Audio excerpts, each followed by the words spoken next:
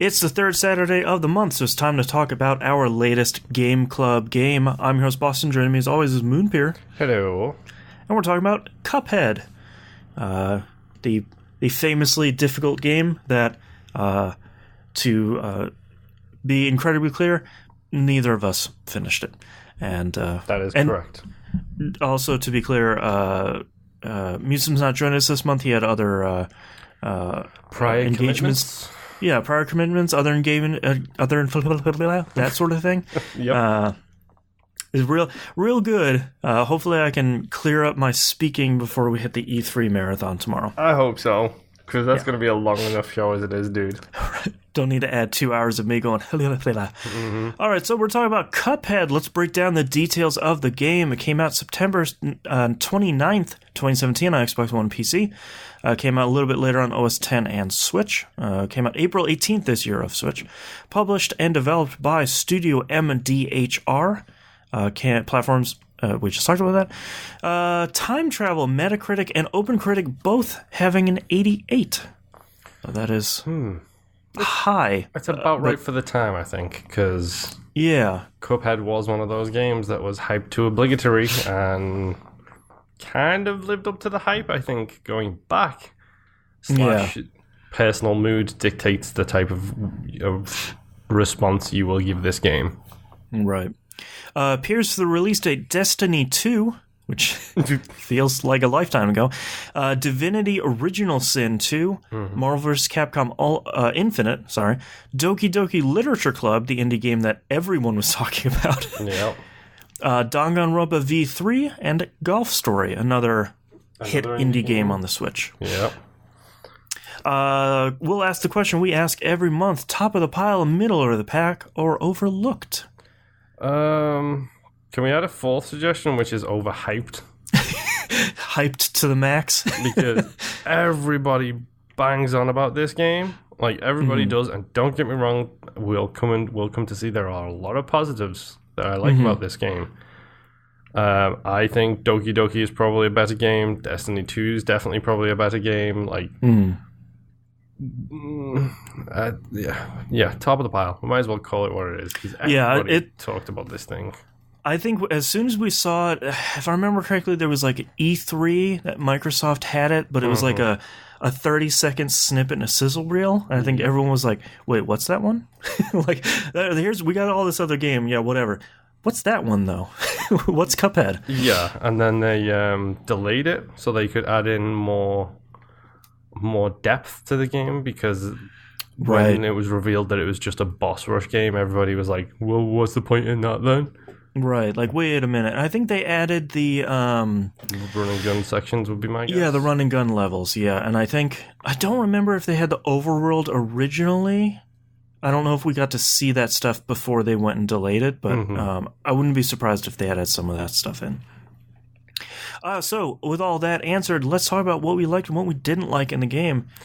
I feel like you can't get away without talking about the art style, sort of as number one. It's this game's primary feature, shall we say. It is an incredible looking game and an ode to a problematic art style. An art style that was prevalent during a very problematic time, a very racist time. Yes, They do tend to avoid pretty much everything to do with that aspect of it, though. Right. The only issue I have is the design of Satan feels a little bit iffy.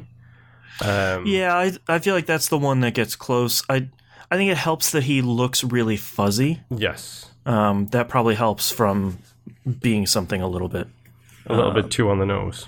Yeah, I think it says something that this game looks so much like cartoons at that time that my kid, when she noticed I was playing it, was upset that I was watching a movie without her. That was my favorite tweet of yours over the past couple of weeks. Was like, literally, the bad thing about it is she gets mad. Yeah, she's so upset. It looks great. Like, it genuinely has an incredible art style. It genuinely looks like pitch perfect, like Steamboat Willie Disney kind of stuff. Like, it all animates right. Like, it has the right level of fluidity. One of my favorite little touches in the game is in the overworld hubs, how the background is very clearly a painting, and then things you can interact with are very clearly like the cell animation cells on top of the painted background. Like, it nails that stuff really perfectly. Even so much as like the character animations, like they are very over exaggerated in that style of the time. Like the big arm, like to harken back to like Steamboat Willie, it's the big arm movements, it's the big side to side jive dancing kind of thing. It's like, that is 100% of its time. And it works really well, I think, for a type of game like this where you're learning the patterns. Like when you're fighting the two frogs, they're going to have this really over-exaggerated, like, woo, woo, woo, like, wind up before they do a punch. And you know very clearly, okay, well, this is where I've got to duck, this is where I jump over someone. Like, it works so well with communicating how to play that game and what phases are coming up. Yeah, like, it does such an amazing job with it. Yeah. Like, 10 out of 10 just for the way the game looks alone. Yeah. Maybe other problems with the game, though. I would say, for me, one of the other positives is the soundtrack. Yes, it sounds exactly how it looks.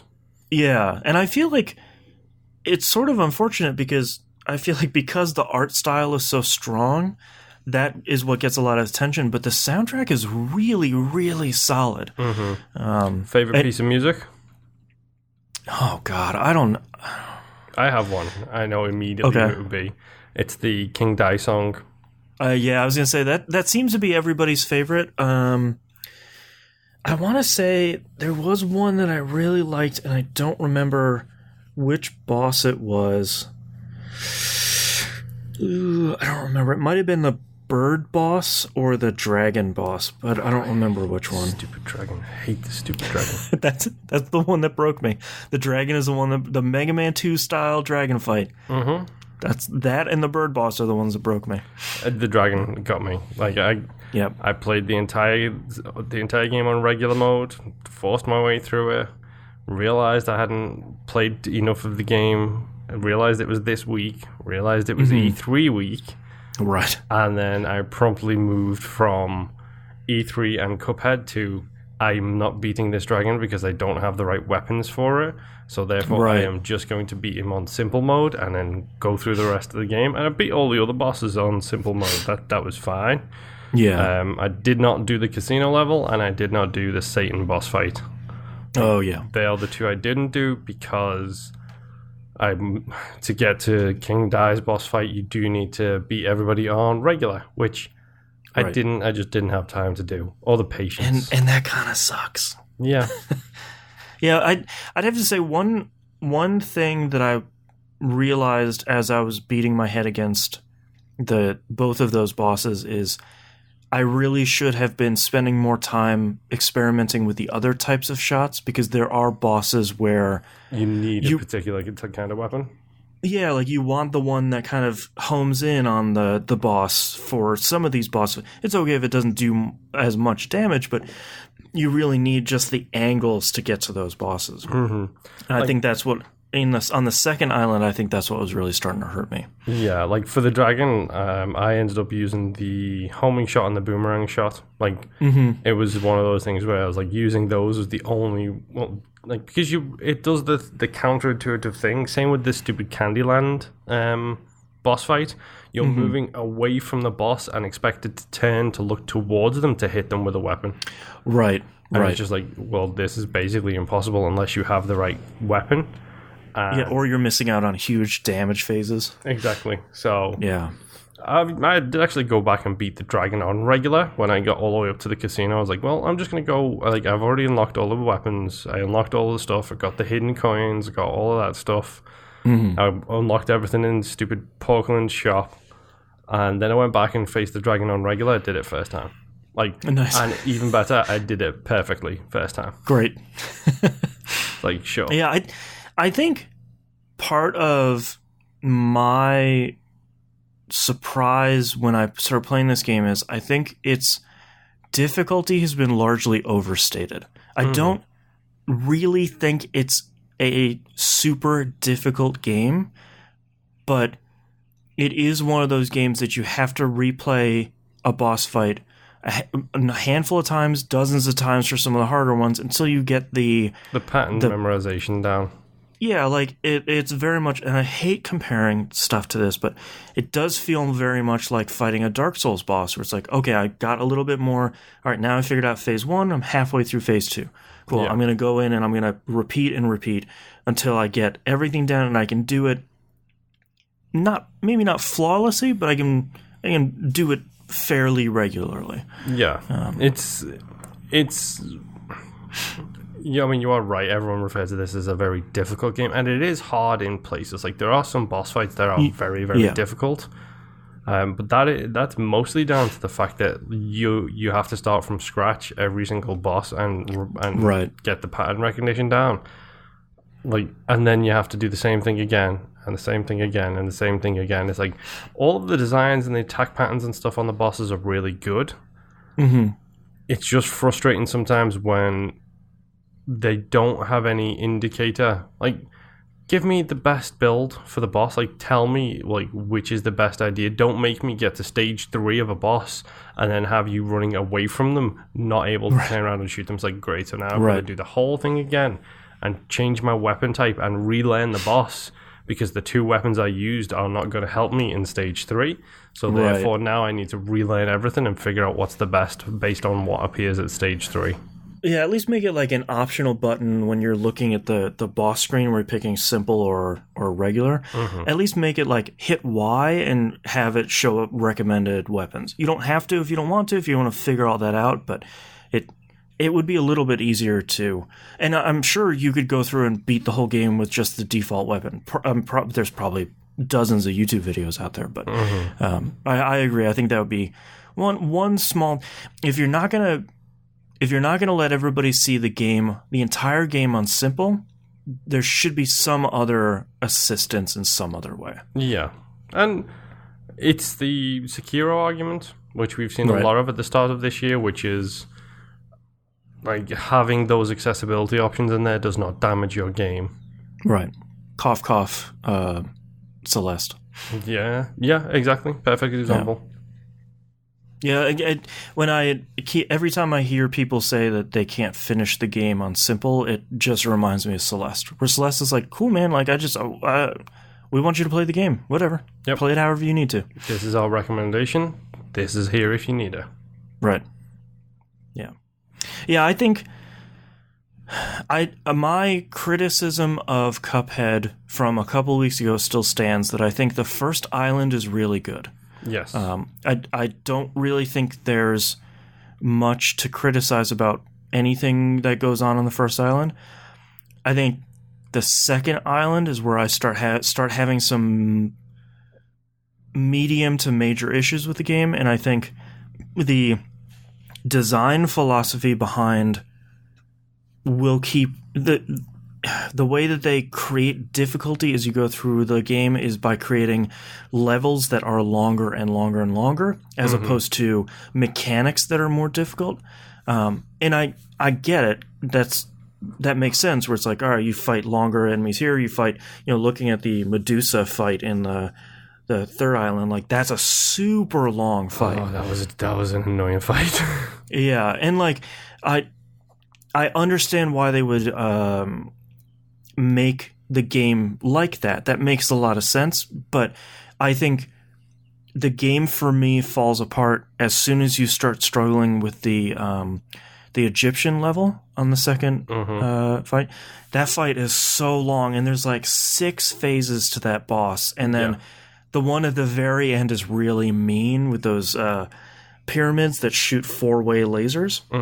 And the spaceships as well on one of the levels that shoot that fire down directly at you. It's like you've kind of got to do the old, I'm trying to think, it's like the old Geometry Wars thing on some of these levels, where you have to not focus on yourself, but you have to be 100% aware of where you are compared to where everything else is. You're looking at everything else except where you are.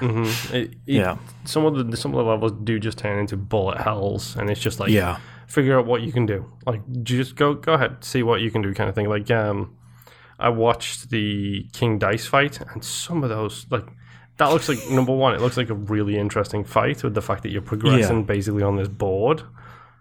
But my word, some of them are just insane. Yeah.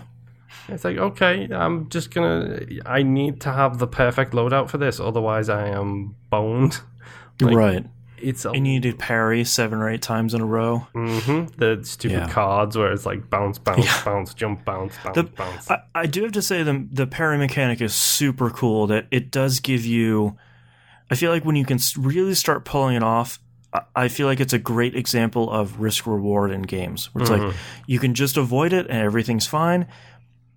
And then if you, on a lot of the earlier fights, if you want to start parrying to get your super or whatever, but then in the second half of the game, you really need to avoid some obstacles or avoid something coming at you. I think that's pretty cool. I do also, some things I really don't like about this game. Using the supers, there is basically 0 invincibility frames after you come out of those supers. Yes. Which is super punishing. Like, the dragon fight is a good example. I used the horizontal beam thing quite a lot for my super. That, like, water beam. And every time I used it, without fail, I'd lose health.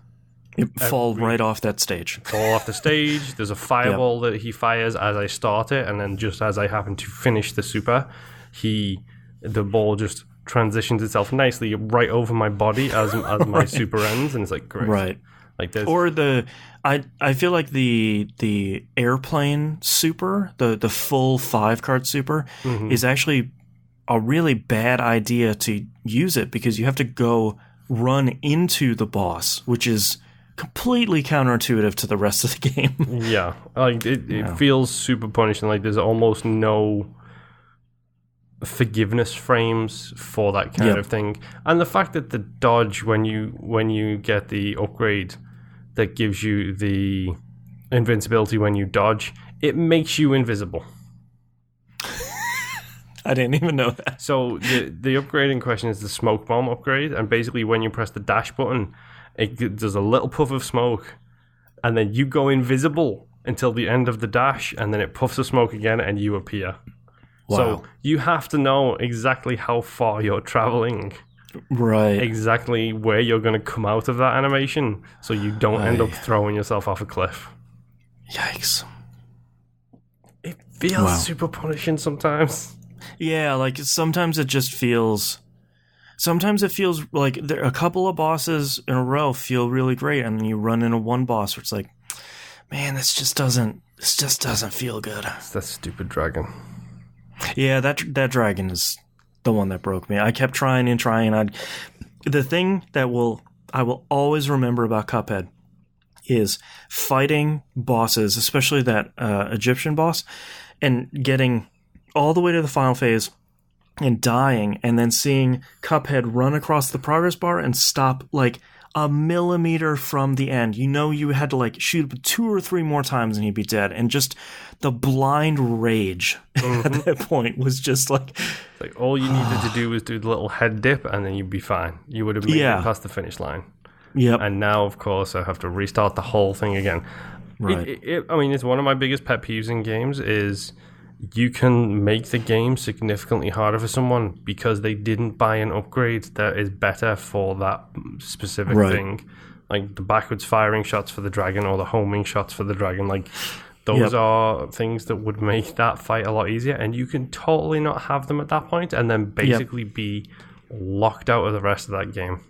Yeah, because like the homing shot especially doesn't sound like a good upgrade when you read it, because it's like, yeah, it homes, but like it does a lot less damage. It's like, why do I want to do less damage? Like, I want to get through these fights faster. I don't want to do less damage. And then you start putting together and you're like, oh, well, my DPS overall will be higher, but my individual damage will be lower.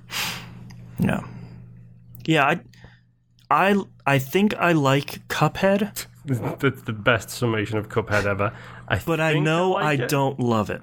Yeah, you know, like that pretty much sums up how I feel. Like, there's so much I like about the game. I played a lot of the first island basically co-op with my wife as well, and we had a blast because guess what? When they die, you go up and you parry on them, and they come back to life. Right.